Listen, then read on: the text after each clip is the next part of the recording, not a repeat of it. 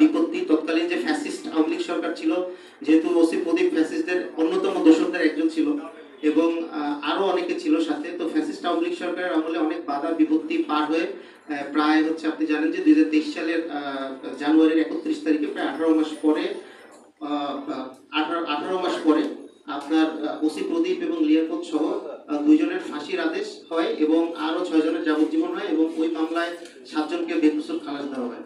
কিন্তু এর পরে যে জিনিসটা আমরা পরিলক্ষিত হই যে প্রায় 3 বছর হয়ে গেছে, বাট এই যে ফাঁসির রায় এটার কার্যকরের কোনো আসলে কোনো ভ্রুক্ষেপ ছিল না।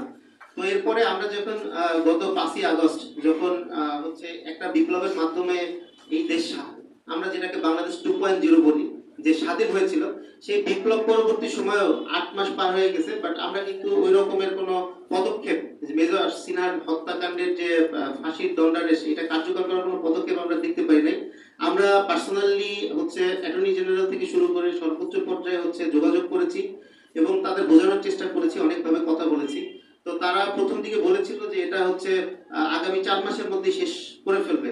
এখানে আমাদের যে সদস্য সচিব লেফটেন্যান্ট সাইফুল্লাহ ছিল, উনিও পার্সোনালি যোগাযোগ করেছে, বাট এখন পর্যন্ত হয় নাই। তো যাই হোক, গত 23 তারিখে এটা ডেট রেফারেন্স হচ্ছে উঠেছে অ্যাপ্লাইড ডিভিশনে।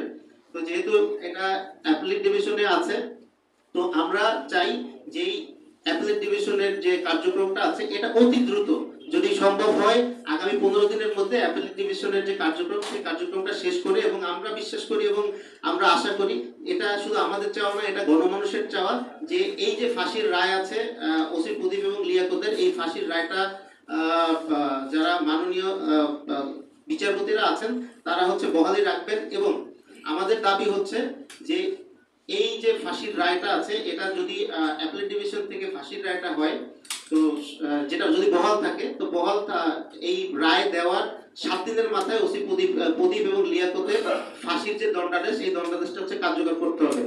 আমরা একটা বৈষম্যমুক্ত বাংলাদেশ চাই, আমরা এমন একটা বাংলাদেশ চাই যেই বাংলাদেশে আসলে কোনো বৈষম্য থাকবে না, প্রত্যেকটা বিচার, প্রত্যেকটা হত্যা, প্রত্যেকটা সবকিছু বিচার সুষ্ঠুভাবে কার্যকর হবে। এছাড়াও আমরা শুধু এখানে শুধুমাত্র যেহেতু মেজর সিনহা আমাদের অর্গানাইজেশন, আপনারা জানেন আমাদের অর্গানাইজেশনটা হচ্ছে সামরিক এবং আধা সামরিক বাহিনীর সদস্য প্লাস অফিসারদের নিয়ে গড়া। তো সেহেতু আমরা হয়তো মেজর সিনহা নিয়ে কথা বলছি, বাট আমরা শুধু মেজর সিনহা স্যারের মধ্যেই হচ্ছে থাকতে চাই না। আমরা বাংলাদেশের যতগুলো হত্যাকাণ্ড আছে, আপনি বলতে পারেন যে কিছুদিন আগে আমাদের বোন আসিয়াকে নির্মমভাবে হত্যা করা হয়েছে, পারভেজকে নির্মমভাবে হত্যা করা হয়েছে। এছাড়া আপনারা দেখেছেন যে ঢাকা বিশ্ববিদ্যালয়ে একটা মব ক্রিয়েট করে তোফাজ্জল নামক একটা নিরীহ মানুষকে হত্যা করা হয়েছে। এই প্রত্যেকটা হত্যাকাণ্ডের নিন্দা আমাদের পক্ষ থেকে জানাই। শুধু নিন্দাই না, আমরা আপনাদের বলতে চাই যে প্রত্যেকটা হত্যাকাণ্ডের যে বিচারিক প্রক্রিয়া চলমান আছে সেই বিচারিক প্রক্রিয়ায় আমাদের চোখ রয়েছে এবং আমরা চেষ্টা করব আমাদের অ্যাসোসিয়েশনের পক্ষ থেকে প্রত্যেকটা হত্যাকাণ্ড যাতে সর্বোচ্চ শাস্তি হচ্ছে দেয় সেই দাবি এবং চেষ্টা আমাদের অর্গানাইজেশনের পক্ষ থেকে থাকবে। এছাড়া আমরা একটা জিনিস বলতে চাই যে এই 24 পরবর্তী বাংলাদেশে ইন্টেরিয়র গভর্নমেন্ট যেটা আছে ওনাদের কার্যক্রম অনেক প্রশংসিত, তারা অনেক ক্ষেত্রে অনেক ভালো কাজ করছে যেটা জনগণের কাছে অ্যাকসেপ্টেড। বাট একটা জায়গায় আমরা বেশ দুর্বলতা পরিলক্ষিত হচ্ছি, সেটা হচ্ছে আইন এবং সংসদ বিষয়ক আইন মন্ত্রণালয় যেটাকে আমরা বলি, যেটার উপদেষ্টা হচ্ছে ডক্টর আসিফ নজরুল। আমরা আপনাদের মাধ্যমে ওনাকে সাবধান করতে চাই যে আপনি সাবধান হয়ে যান। দেশের জনগণ যেমন হাসিনাকে টেনে নেওয়া হয়েছে, আপনার গদিও কিন্তু ঠিক থাকবে না। সো ডক্টর আসিফ নজরুল আপনি সাবধান হয়ে যান, আপনার কার্যক্রমটা আপনি ঠিক করেন। আপনি কোন দেশের ডিসপেন্সারি করবেন, দেশের বিপক্ষে আপনি কাজ করবেন, সেটা কিন্তু হবে না। আমরা যে জিনিসটা দেখেছি ডক্টর মোহাম্মদ ইউনূস আমাদের মাননীয় প্রধান উপদেষ্টা, উনি অত্যন্ত দক্ষতার সাথে এই দেশ পরিচালনা করছে। চাঁদের যেমন একটা কলঙ্ক আছে, আমার মনে হয় যে বর্তমান উপদেষ্টা পরিষদের কলঙ্ক হচ্ছে ডক্টর আসিফ নজরুল।